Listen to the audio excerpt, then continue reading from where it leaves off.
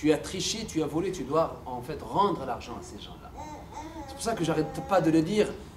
Un musulman qui triche, il a manqué quelque chose de fondamental en islam. Un musulman qui vole, un musulman qui ment, il dit le prophète sallallahu alayhi wa sallam, quand le musulman ment, sa foi elle a baissé jusqu'à 0. Si on le regrette, mais après. Il n'y a pas de problème, tu regrettes sur le passé de toute façon. Mais à un certain moment, il faudrait arrêter, tu regrettes, mais tu essaies de corriger ce que tu as fait. Effectivement. On a dit que 3 conditions selon le prophète sallallahu alayhi wa sallam. C'est quoi? C'est d'arrêter de faire le péché, le mal, en fait, de présenter la conviction ferme que de ne plus le refaire et de regretter de l'avoir fait. Mais Ali ici, il le complète en fait. Il dit il faut refaire les actes en les corrigeant. Réparer les injustices et rendre les biens à leurs propriétaires. Là, c'est dans la réparation pareil. Parce que autant pour la correction des actes en les refaisant, ça touche tes actes à toi. Ma prière, je ne l'ai pas faite à temps. Je ne l'ai pas faite carrément. Je n'ai pas fait le ramadan. Je dois le refaire. D'accord? J'ai des actes envers moi-même et envers Dieu. Maintenant, les actes envers les gens, je dois réparer les injustices que j'ai faites auprès des gens. Éduquer, regardez ça comme il dit, c'est vraiment, les sahaba, ils ont tous pratiqué ça.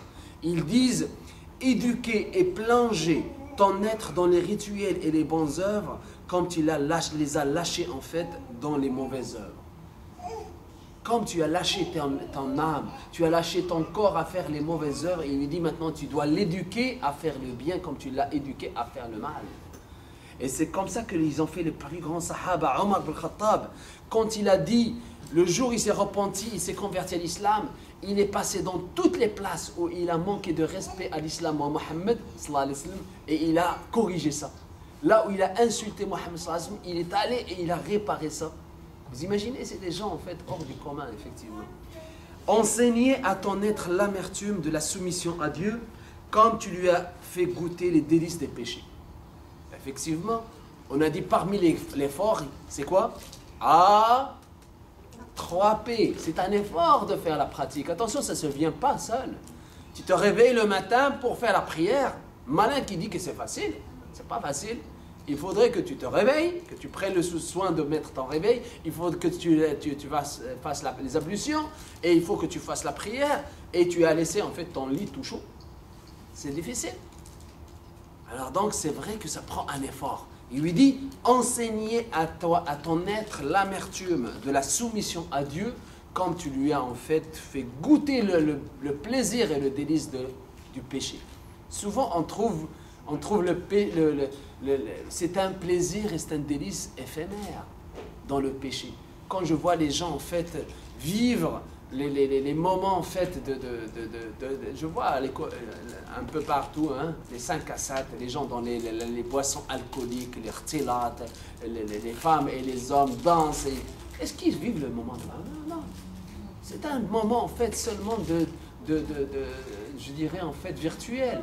Parce que c'est pas le bonheur, parce qu'il va en fait s'estomper. Ces 2 personnes qui ont fait ce péché devant les yeux de Dieu subhanahu wa ta'ala, tu les mets ensemble dans le mariage, ils ne vont pas rester ensemble pendant une semaine. Voyez-vous, c'est ça. L'islam te dit de faire en fait ça dans le cadre de mariage, de vivre le paradis chez soi. Alors on va voir en fait le repentir selon le prophète Mohammed sallallahu alayhi wa sallam. Alors si on peut résumer en fait déjà le repentir selon Ali, qu'est-ce qu'il a dit? Il a dit si on peut en fait 3 choses fondamentales, c'est quoi? C'est d'abord regretter d'avoir fait les actes, les péchés dans le passé. Les corriger dans les présents, que ce soit envers moi, envers les autres. Et ne plus les refaire, mais surtout, il a donné une indication très importante. C'est d'apprendre à faire le bien quand tu as appris à prendre le plaisir à faire le mal.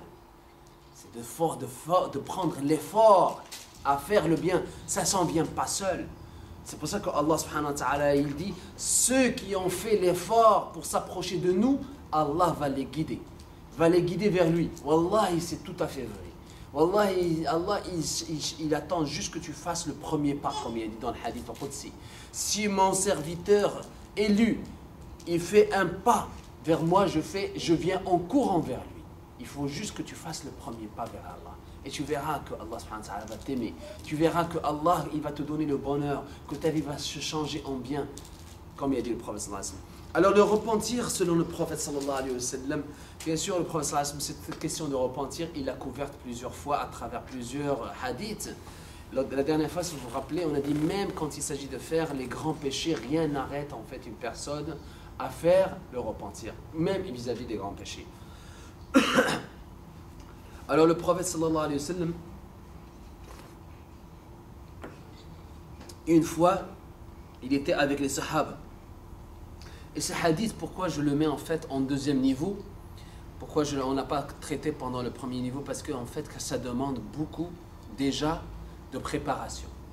Parce que toute personne, on sait que même ce qu'on appelle dans les compagnies qui sont structurées, on appelle les résistances au changement. Il y a des gens qui ne veulent pas changer, parce qu'il y a de nouvelles procédures. Il a appris à faire un mouvement, il ne veut pas changer le mouvement comme ça. Même s'il y a un bien pour les performances, la productivité de la compagnie. Alors bien sûr, il y a des personnes spécialisées là-dedans. Tout passe par le changement. Obama, il a sorti ce slogan, hein, We can change. Ok. Alors on a vu aussi pendant les élections municipales, votant pour le changement. Donc le changement, il est très présent, effectivement. Si le changement est positif, bien sûr, c'est quelque chose de bien dans la vie du musulman. Il faut savoir changer. Et ce qui est extraordinaire à travers ce hadith qu'on va voir, tous les hadiths axés sur le changement pour que ton repentir soit accepté. Le repentir n'est pas une affaire juste de passage, juste parce que j'ai décidé, j'ai envie de faire le repentir. Non. Ça demande un travail de fond. Ça demande un travail sur nous-mêmes. Ça demande un grand effort de changement. Si on n'a pas changé, notre repentir n'est pas accepté. C'est aussi simple que ça. Il ne faut pas se leurrer que je faisais un grand péché et après, oui, mon Dieu, ah oui, je me suis repenti. Non, c'est pas seulement ça. Ça demande que tu changes. Quand on a dit il faut arrêter de l'avoir fait, il faut décider de ne plus le faire. Tout ça, c'est des changements dans ta vie. Et il faut regretter aussi de l'avoir fait. Et quand tu vois quelqu'un l'avoir fait ou en train de le faire, tu dois l'inviter à ne plus le faire. Tout ça, ça demande de chez toi un effort. Et un effort de changement catégorique. Alors, qu'est-ce qu'il dit le prophète sallallahu alayhi wa sallam? Il dit, est-ce que quelqu'un connaît qu'est-ce que c'est le repentir? C'est quoi la personne qui se repent? Il demande aux sahaba. Alors, personne n'a pu répondre. Même les grands sahaba, ils n'ont pas pu répondre. Et souvent, cette approche, en fait, qui est très utilisée par le prophète, c'est une approche, en fait, pour faire la mise à l'aise, pour inviter en fait, l'intelligence de l'être humain de s'intéresser à la question. Hein? C'est quoi le repentir selon vous, comme il dit le prophète sallallahu alayhi wa sallam? Alors chacun il essaie de faire l'exercice intellectuel et de voir, ah ben oui, c'est quoi le repentir? D'accord?